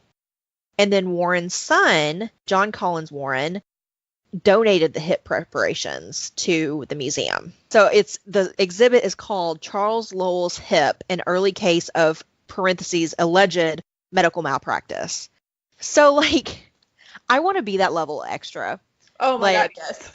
Be like, look, the doctors could not, especially with like a chronic illness thing, like after I die, I want them to figure out exactly what's wrong with me and then just like stick it to everyone and maybe put me in a museum. I love it. They have that one museum where you can donate your body to science. What is it called? The Body World? Yes. Where they travel and they'll like skin you and put you on display. I am fascinated by that place, and I definitely want to go there as well. And I almost wrote about that instead of the medical museum, but yeah, because like the Body World, they break your body down. I know they have like an entire circulatory system of a human laid out. It's so cool. And like nerves and bones and muscles, and then they recreate some things. I think there's like a man with his flayed skin to like recreate an art piece, and they have like a smoker versus a non-smoker with their lungs next to each other. It's pretty fascinating, but it's also pretty morbid. Isn't that the place that has the horse? I'm not sure. I know that they got a lot of flack because they had a pregnant woman. Yikes. Okay. That caused a lot of ethical, I could see that. Yeah. I remember talking about it in one of my college classes, but yeah, it was kind of like an ethical issue. Like, she had to have given consent. You can't. Yeah. But yeah, that's an interesting exhibit. Yeah, I don't know if is it still touring? Also, that's another funeral preparation option, is donating your body to science, just so people are aware. Yeah. They have like body farms too, where you can donate your body to body farms so they can do like, the stuff. That's pretty cool, but also kind of terrifying to think about. Yeah. But yeah. Okay, it's traveling Europe right now. It's currently in Germany. Oh, okay, cool. Yeah. That's definitely something I want to see too. Oh, they do have animals. Here's a okay, that's what I thought. Because the opening of Westworld, the opening credits has the like horse that's galloping, but it's like just shows muscle and everything as it's being built, and that reminds me of the Body World horse. Okay, it'll be coming back to the United States. Road trip. Oh, they're coming to Boston. Hey, we could go to that and go see this museum. It'll be on the historical bucket list that you get if you're a Patreon member. Yes.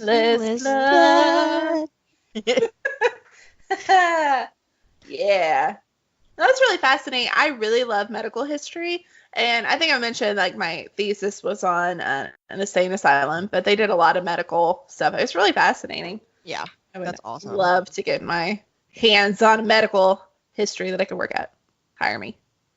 Yes. If you're listening, hire Kyna. If the Museum of Death is listening, hire me. We are good workers, I promise. We are. We're the best. Anyway. All right. So we want to take a different turn and go slightly more historical than morbid. Hell yes. So I had historical AF, and I wanted to talk about the fascinating history of the Louvre. Ooh. I think a lot of people don't realize that the Louvre is not just a museum. It has this really long, complicated past. So I'm going to drop some knowledge. You ready? Hell yeah. All right. But first, we're going to take a news detour. Yay. So the Louvre was actually closed on May 27th for a strike. The statement on Twitter is as follows. Due to a recent increase in visitor numbers, members of the Musée du Louvre reception and security staff have exercised their right to strike. The museum will therefore remain closed. What? All right, so the union actually cited several problems, saying that it was caused by overcrowded conditions, an aggressive and impatient public, jostling crowds, and inadequate emergency evacuation measures. And it's mostly because attendance is consistently growing to a point where they have more attendance than any other museum in the world, and their employment has actually gone down. So the staff has went on strike to be like, we can't deal with this many people, and you got to help. So I got the opportunity to go to France in 2006, and even when I was there, it was insane. There were so many people that it was like waves and waves of people. I can't imagine working there, especially security. There's no way. And if you've ever been to Europe, it's really different than the United States. So here we have like glass and ropes and chains and like, don't touch this shit. In Europe, they don't do that because they just expect you to be a decent human being, not touch shit. Yeah. So I'm sure the stress of being a security with a bunch of dumb Americans being like, I want to touch that. I can't. Yeah. Which I had almost an incident, which I'll talk about in a little bit because of the lack of ropes. Okay. Nice. So back to the history. So the Louvre is the world's largest museum and houses one of the most impressive art collections in history. The magnificent Baroque-style palace and museum, the Le Musée du Louvre in French, sits along the bank of the Seine River in Paris, and it's one of the city's biggest tourist attractions. It's right up there with the Notre Dame de Paris. So the Louvre was actually built as a fortress in 1190. Oh, wow. Did I just blow your mind? Yeah. But it was reconstructed in the 16th century to serve as a royal palace. Like many buildings, it was built and rebuilt over the years.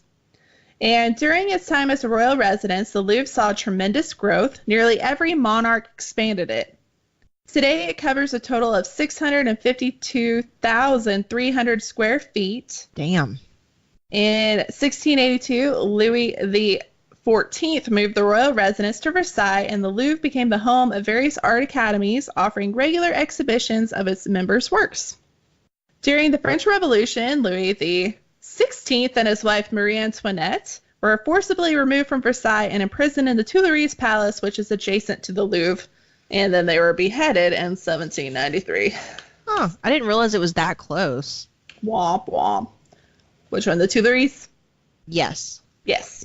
Also, as an American, I'm so dumb, but like, okay, so if somebody dies here, there's usually like crosses and flowers and there's like memorials and you know where things are, but they don't do that in France. So I was kind of shocked. We were going around a corner and they're like, oh, that's where Marie Antoinette lost her head.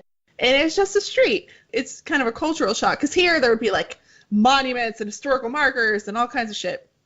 There was nothing. It was the same thing where Princess Diana died. We were in that tunnel and we were in traffic and they were like, oh yeah, she died right here. And I was just like blown away because I expected there to be flowers, you know, at least something. But it's just not their culture to do that, I guess. But it was really interesting. Anyway, back on track, Kyna. Damn it. Okay. The National Assembly opened the Louvre as a museum in August of 1793 with a collection of 537 paintings. But the museum closed in 1796 because of structural problems with the building. Then Napoleon reopened the museum and expanded the collection in 1801, and the museum was renamed Musée Napoléon. Let's talk about egos. This guy. Yeah. God damn it, Napoleon. Oh, God. So the History Museum in France is basically like a shrine to Napoleon. Like his crypt is 7 sarcophagi, and then he's in a rotunda with 7 angels looking down upon him. So, yeah. We should all have an ego like Napoleon. He really likes the number 7. I think it's probably symbolic of something. I don't remember, but that was an amazing exhibit, by the way. I should have done so. If we had more time, I would have done that military museum there. But it was the first time that I'd been in a country that lost so many people to the Holocaust, and it broke me because they lost so many people, because it wasn't just Jews that died, it was gypsies and homosexuals, and they lost a lot of people. So it was, they had like piles of shoes and clothes, and it was just too much. Wow, broke my damn heart in two. Yeah. So anyway, it was Napoleon Bonaparte who created the foundation for the world famous Museum of the Louvre that it is today. He wanted to be in charge of creating a collection of art, and that's why he renamed it. He wanted to create a museum of France with wonderful collections of art from around the world. He enlarged its collection by bringing art from his military campaigns, private donations, and commissions he made. But let's not forget that he stole it. Yeah. Like, a lot of this stuff was like, oh, he collected art. No, he forcibly stole shit from, like, when they went to Egypt, they stole things. They didn't ask for it. They just forcibly took it. Like, yeah. Come on, dude.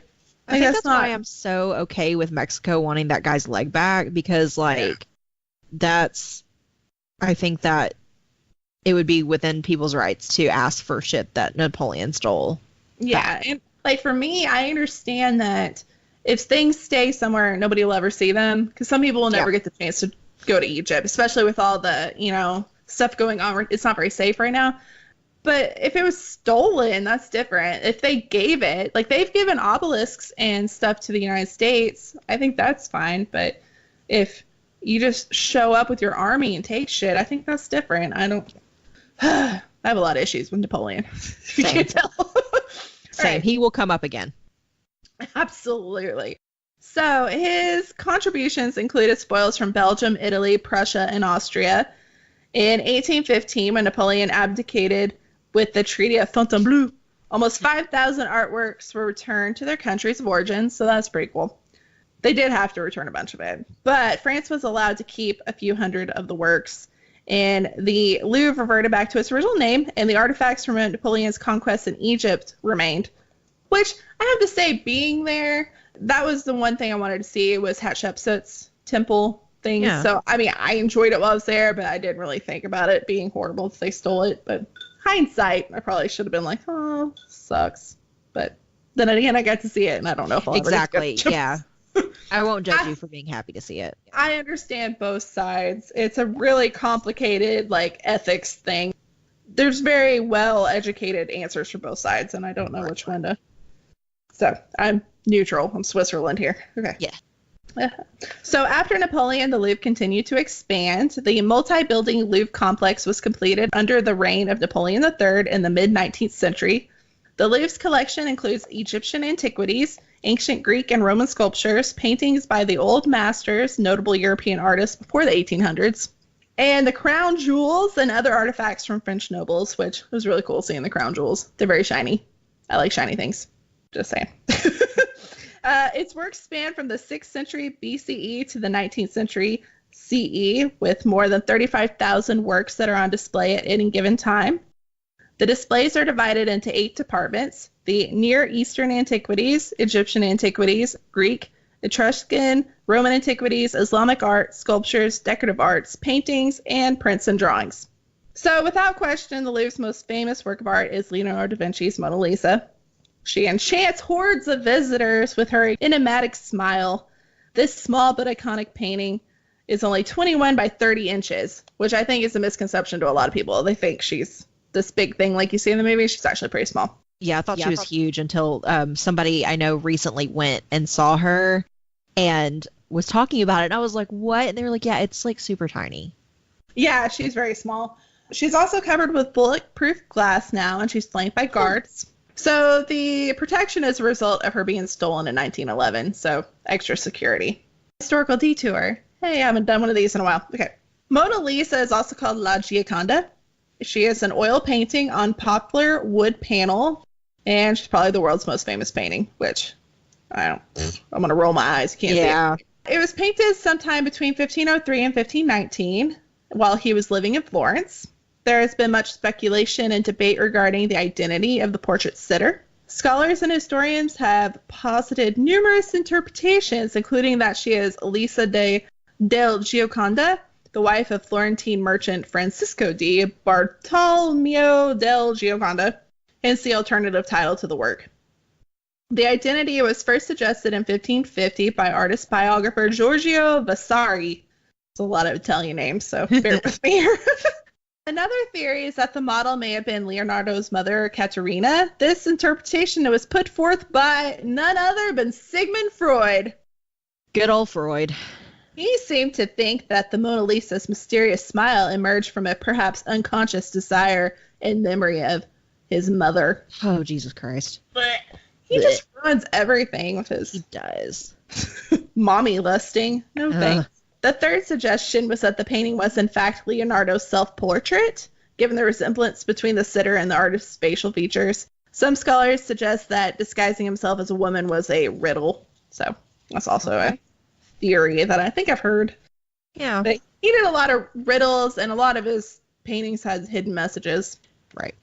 If you've watched the Da Vinci Code, you've probably heard of some of that. Oh, yes. Which, I was in Paris when the Da Vinci Code came out. That's why it was so crowded. Tom Hanks was in there somewhere, and people are losing their damn minds. So Nice. I hadn't even thought of that. Yeah, it was a good time.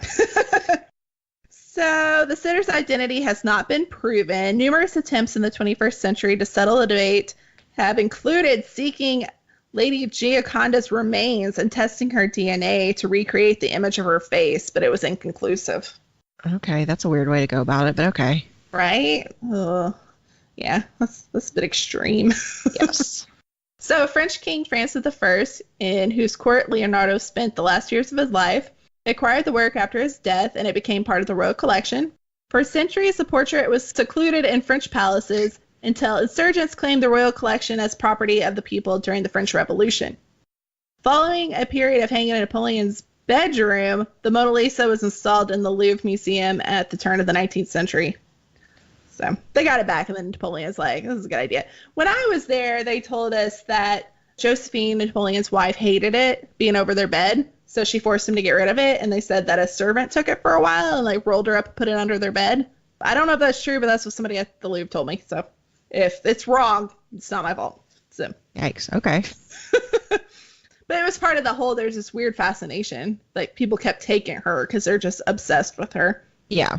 So in 1911, the painting was stolen, and it caused an immediate media sensation. It was worldwide news. 2 years later, an art dealer in Florence alerted local authorities when a man had tried to sell him the painting. Police found the portrait stashed in a false bottom of a trunk belonging to Vincenzo Perugia, an Italian immigrant who had briefly worked at the Louvre fitting glass on selection of paintings, including the Mona Lisa. Yikes, I would not want to be that guy. Yeah. And then during World War II, the Mona Lisa was singled out as the most endangered artwork in the Louvre and was evacuated to various locations within France's countryside. And then it returned to the museum in 1945 after peace had been declared. That's awesome. So, detour over. And it's not that I don't like the Mona Lisa, I just think it's overrated. Yes. I think that out of everything that's in the Louvre, I don't understand why it's the one thing everybody's like obsessed over, but that's just me. I also studied art history for like 3 years, so I'm a snob. So crowds also flocked to see the armless beauty of the Venus de Milo and the Winged Victory, that's also known as the Nike of Samothrace.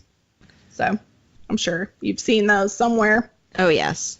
Other popular works include a stele inscribed with the Code of Hammurabi, which brings me back to my earlier story. So we go into this room, and it's like the Code of Hammurabi, and we're reading all the inscription on the walls, and I'm backing up, and my heel hits something, and I turn around, and it's fucking right there. Like, I almost knocked the fucker over, and it was on a tiny platform, so I hit the platform, but there was no ropes, there was nothing, and I was like, oh, I can't be trusted. Oh, God. Yeah, so it scared me to death, but I think it's probably, like, reinforced. I think I was just terrified. I was like, oh, God. No, I would have, like, launched full panic attack. Yeah, so if you don't know, the Code of Hammurabi is the first written rules of human history, so it's pretty important. You should put something around it, Louvre. The French would have had so much trouble pronouncing your name in that news article. Yeah, and there were security. I know some people are, like, getting really close, and they were, like, yelling, like, back up and stuff, but they don't put anything around anything. Because you should just know better.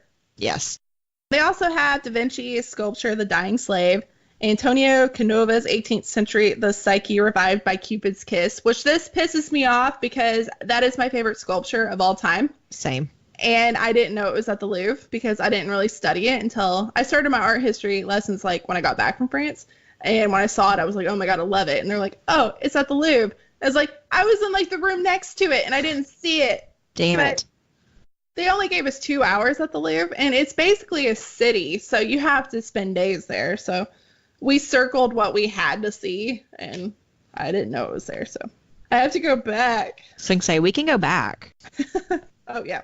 So it also has Eugene Delacroix's Liberty Leading the People, which depicts a bare-breasted liberty goddess leading a charge in the French Revolution, and it's thought that that is what inspired Victor Hugo's Les Miserables. Yay! And then it also has the Jacques-Louis David, The Coronation of Napoleon, which I have a recreation of that in my house because I'm a nerd. Nice. Of course you do. And it was commissioned by Napoleon himself as a good reminder of the Louvre's history, which, okay, like, this is the largest painting I've ever seen in my entire life. Like, it is probably the size of, like, a normal room wall, but, like, twice the height. Like, the fact that David even painted this blows my mind. I can't even, how do you even do that? I'm an artist, and I still can't imagine how you paint something that big.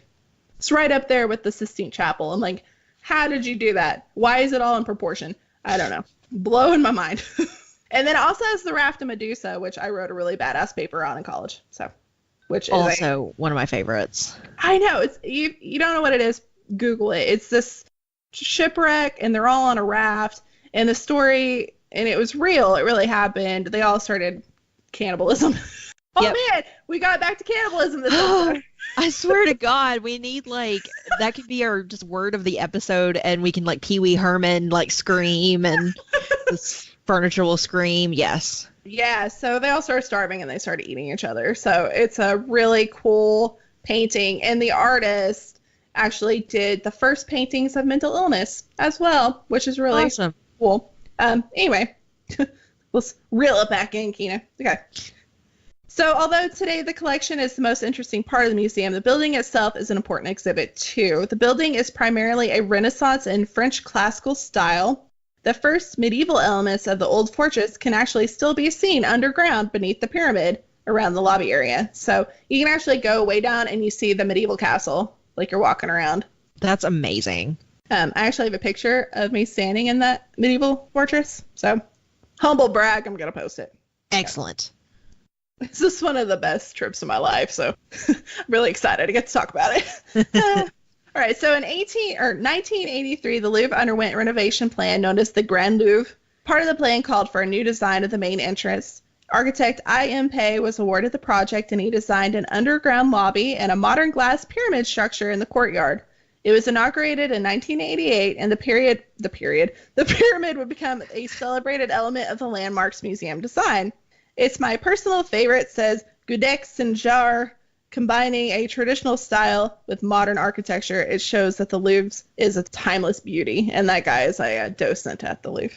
Yeah. Awesome. So, side note, I.M. Pei actually just passed away on May 16th of this year. Oh, yeah, I remember that, yeah. So, let's pour one out for old genius there. Yes. I actually, in one of my research classes, my last semester of my library degree, what are the dogs barking at? I don't know. It wouldn't be a fucking episode if they didn't lose their goddamn minds. Right. I have them locked out, but you can still hear them. But anyway, I did a report on different famous architects, like that person and Ife Jones that does stuff here in Arkansas and stuff like that. So it's really fascinating. Y'all should all definitely look them up. Yeah. Okay, because of its size and scale of the collection, it's impossible to see the entirety of the Louvre in one visit.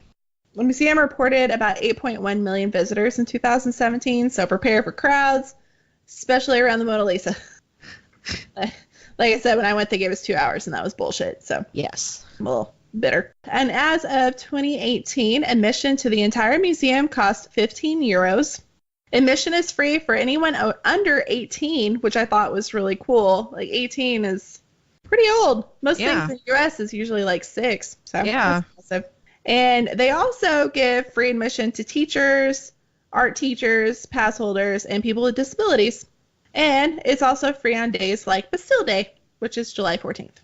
Huh, that's cool. So that is me trying to summarize centuries into 15 minutes. Nice. It was beautiful. Oh, I loved it. It was one of those experiences I'll never forget. I wish I would have had more time, but like I said, we just grabbed a pamphlet and I circled the things that I knew that I couldn't live with myself if I missed. So, Yes. Hatshepsut, the Coat of Hammurabi. We did see the Mona Lisa, and then Napoleon and all that, but there's so much more to see. Yeah, I really want to go there. I want to go on a backpacking trip and go all over Europe and see stuff like that. Your door just opened. I hope that was one of your dogs. Scared the shit out of me. It was. Okay, good. I forget you can see that. Yes, that's the third time it's done that since we've been recording today. But that was the first time that I didn't see a dog ear or anything, and it just quickly swung open. I had an incident with one of the doors in the house earlier from my haunted house, so I'm still a little jumpy about doors. But yes. Are you ready for my funny? I am. I'm so excited. Okay, before I start, I have to give our listeners a little disclaimer. Well, a sort of apology and a disclaimer. Last week, I'm sorry I talked about poop and put a picture of poop on your social media. Not sorry enough to remove it or redact that piece, but yes, so sorry about that. But I am perpetually a 12-year-old boy on the inside, I think. So for my funny, I decided to talk about the Icelandic Phallological Museum in Húsavík, Iceland. Is that what I think it means? Oh, it does. So for those not in the know, The Iceland Phallological Museum is probably the only museum in the world to contain a collection of phallic specimens belonging to all the various types of mammals found in a single country. So we gonna talk about dicks. Yes! Also, I love your lap ornament. Kyna's holding a whole dog right now, and it's wonderful. He wouldn't take no for an answer. Yeah, no, he wasn't having it. Anyway, so phallology. I had never heard of this, and I'm kind of fascinated, kind of horrified. I promise I won't actually post pictures of these specimens this week on our social media. Like, you're just going to have to Google it. I don't want to get zucked because I posted dicks on Facebook. Zucked. So, yes, I'm just going to get zucked. But anyway, so phallology is an ancient science which, until recent years, has received very little attention in Iceland except for as a borderline field of study in other disciplines such as history, art, psychology, literature, artistic fields. Like last week, how we talked about the cave drawings and the man with the giant boner. Phallology is seen in different parts of history, but this museum is like strictly phallology. It's not like just historical things that also happen to have penises. It's wall-to-wall dicks. So mature. I'm over here. I know, right. So I picture this. Where is it? Germany, where they have the underground bunker that's like full of like every type of seed in the world. So if things get destroyed, you can use that seed bank to like, I think it's in Germany, I don't know, to like repopulate. I wonder if they have like, I don't know, like a backlog of sperm from all these specimens so they can like repopulate the species. I don't know. So the Phallological Museum contains a collection of more than 200 penises and penile parts belonging to almost all the land and sea mammals that can be found in Iceland. Oh, wow. That's a lot. That's a lot. So if you go, you will encounter 55 specimens belonging to 16 different kinds of whale. One specimen taken from a rogue polar bear. Rogue? Why Yeah. is he rogue? Like he just like wandered into your yard and like, did you have to take his dick? Like, what is happening? All right, back up. Aren't whale dicks like enormous too? They are. Yes. And there's even a reference further down somewhere, I can't remember where, that talks about being able to compare a Homo sapien penis to a whale penis. Whatever. So, yes, a rogue polar bear, which, like, did the rogue polar bear die and you took it, or was it punishment for being rogue? I don't know. It's creeping me out. But anyway, that's not funny. No, it's not. I'm sorry. 36 specimens belonging to 7 different kinds of seal and walrus. Oh, man. And more than 115 specimens originating from 20 different kinds of land mammal. This totals more than 200 specimens belonging to 46 different kinds of mammal, including that of Homo sapien. Oh. So, yeah, so some human specimens, which could go under morbid, but, like, it's wall-to-wall dick, so I find it hilarious. Join me. There's some dude out there that's like, hell yeah, my dick's going to be a museum someday. Just watch. Right, like, I guarantee there is at least one dude on this earth right now that's, like, in a bar that's like, look, one day I'm going to be famous. This dude's going to be in museums. Not why you think, but yes. So if you're a dude and you want your dick in a museum, specify that you don't want to be next to the whales. Yes. Asked to be, like, I don't know, by the ant penis or something. Like, something tiny, I don't know. Definitely put that in your will and, like, don't add us about that. So yes. There are also 24, okay, I don't know what this means, 24 folklore specimens and then 50 foreign specimens. So, like, animals that come from different countries are also represented. And I'm not sure what the folklore specimen is. I forgot to look that up. Would it be, like, a mythological creature that people have claimed to capture? I guess. But I don't think they have, like, this case holds the chupacabra penis. I don't know. So, besides the biological section of the museum, there's also artistic oddments and practical utensils related to the theme. So like forks that are shaped like dicks or salt shakers that are shaped like dicks, that kind of thing. Okay, so little history on it. The foundation... Okay, this is a direct quote from the founder, who, I'm going to butcher this name, Sigurður Hjartarson, who was born in 1941. This is the direct quote from him about creating the museum. The foundation was laid in 1974 when I got a pizzle, or a bull's penis. Today I learned that a bull's penis is called a pizzle. Huh. As a child, I was sent into the countryside during summer vacations, and there I was... What the hell? It was given a pizzle as a whip for the animals. Okay. So at that time in 1974, I was living in the town of Acranes. Let's go with that. On the southwest coast, working as the headmaster in a secondary school. Some of my teachers used to work in summer in a nearby whaling station, and after the first specimen, they started bringing me whale penises, supposedly to tease me.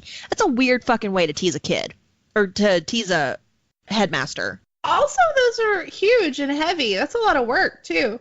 Yeah, that's a lot. You know what? I appreciate the dedication to the joke, though. Like, at this point, I don't, like,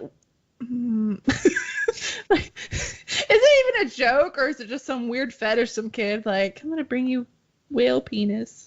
Yeah, so then the idea came up gradually that it might be interesting to collect specimens from more mammalian species. You know what? I don't want to be known as the person who collects dicks. That's not the legacy I want. Hard pass. But you know what? There's a job for everyone, and he found his niche. So he said collecting these organs progressed slowly in the beginning, and in 1980 I had 13 specimens, 4 from whales and 9 from land mammals.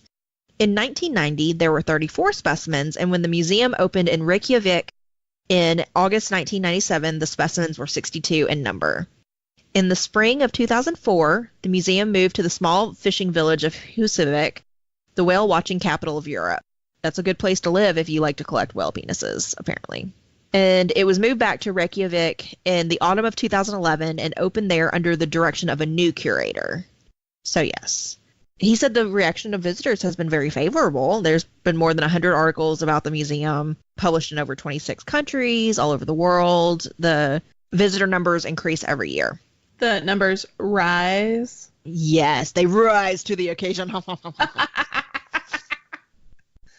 So the founder, this Sigurður Hjartarson, he was a historian, or is a historian, with a BA degree from University of Iceland. He's got a degree in Latin American history from Edinburgh, Scotland. He was a teacher and a headmaster for 37 years. And the last 26 years of that, he was a history and Spanish teacher in Reykjavik.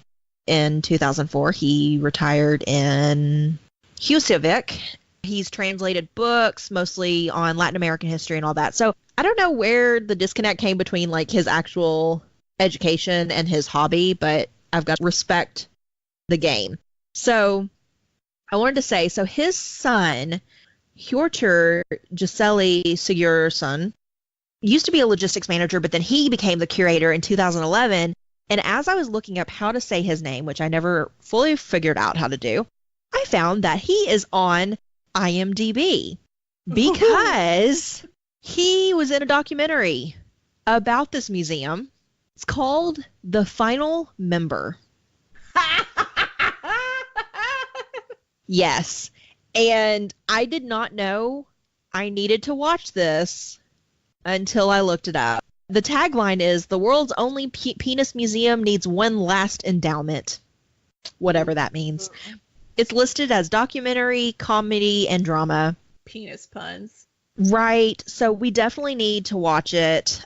And I even found there's like a ton of articles about this place too that people should definitely look up. One of them was actually talking about the discrepancies between the documentary and what actually is like at the museum. Apparently there's some incorrect facts. But yeah, so I really want to watch it now. I'm adding it to my to watch list. But yeah, so that is the Icelandic Phallological Museum. Phallological is just really fun to say, by the way. It is. That's a fun little word. And I Googled what a folklore penis is. Oh, thank you. Yeah, that was my next stop. The museum has a folklore section that exhibits mythological penises. I was right. All right. So, from the online catalog, it lists specimens from elves, trolls, kelpies, and the nasty ghost of Snuffville. What is that? Okay. Pause.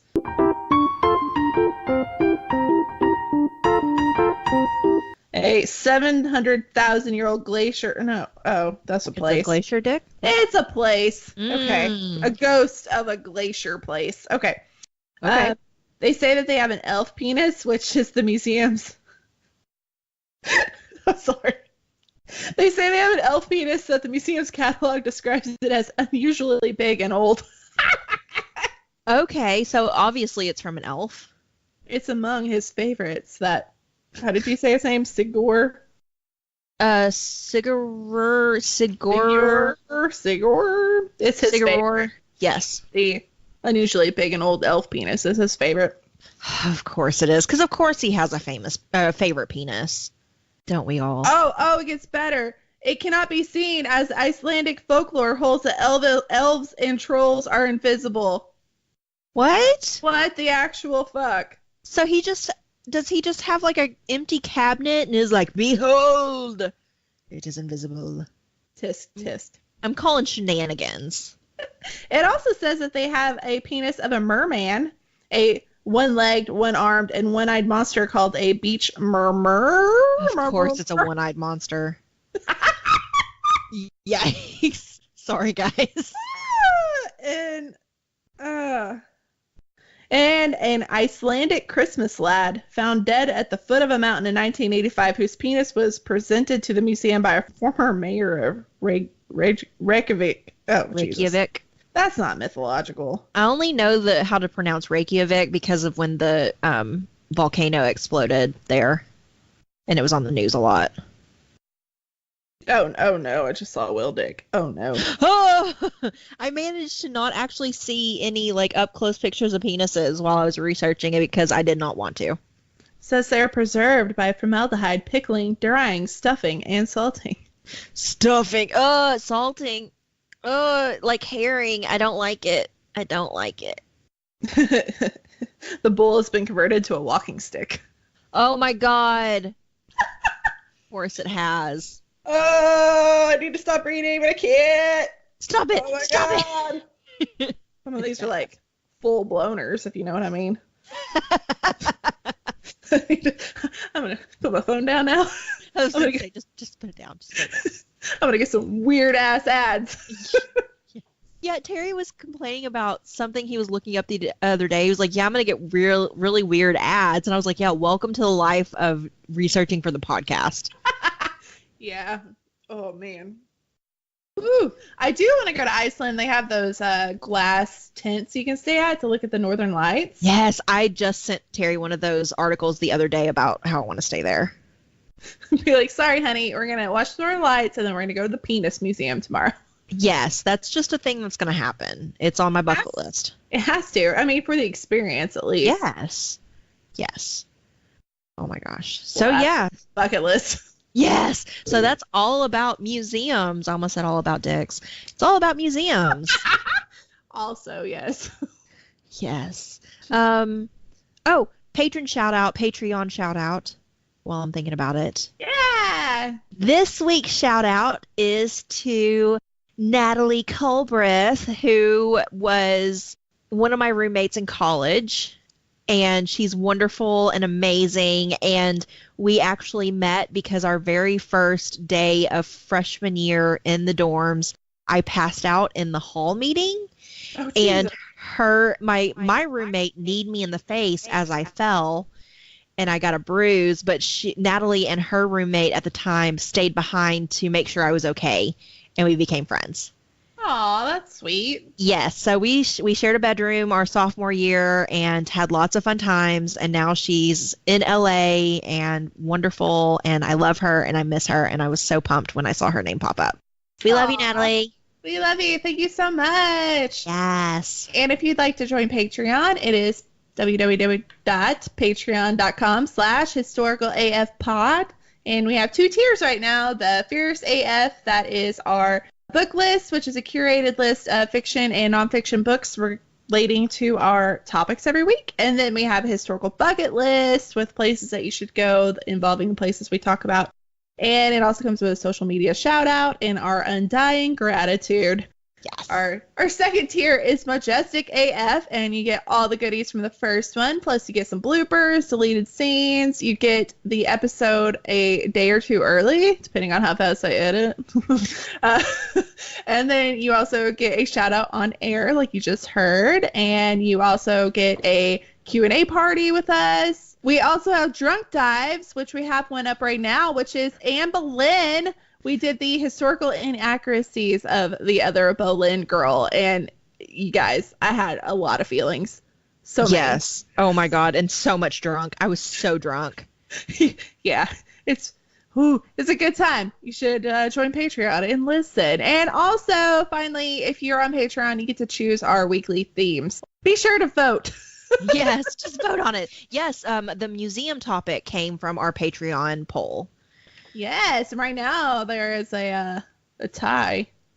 So hopefully somebody will break it. Yes, please. And hopefully for the one I've been rooting for every week that y'all keep not breaking, but no pressure. It's true. It's true. All But right. yes, we are still running our contest for reviews. If you listen to us, love us, go give us a review and send us a screenshot of it, either to our email, historicalafpod@gmail.com, or on social media, Facebook, Twitter, and Instagram. We are Historical AF Pod. And we will do the drawing for that on July 1st. Is that what we decided? Yeah, July 1st. Yes. So send us that, and we will make a little recording of who wins the thing. We've already got quite a few people on our list to draw for, and we're super pumped. Oh, and we need listener stories. Listener stories. Yes, if you have a really cool family history that you want to tell us about, if you live in a town that has a cool legend or history, if you have an experience at a historical place, a paranormal experience, or something true crime, please email us at historicalafpod@gmail.com, and we will read them on our Extra AF episode that will start airing the first of every month starting in June. Woo! Yes, and so we are just a few days out from having our Extra AF episode, and y'all are going to love it. Really excited. And then personal social media, I am at AJ Rulo on Instagram and librarian_AF on Twitter. And I am at KYNALEANNE on Instagram. That's Kyna Leanne, my name. No big deal. And then on Twitter, I am at Pirates, plural, with, not the plural part, Pirates with. That's my name on Twitter. Nice. Cool. So, yeah, have a happy week. We love you forever. Don't forget to check out Fangirl Nation magazine. And we will see you next week. Yeah, bye! Bye.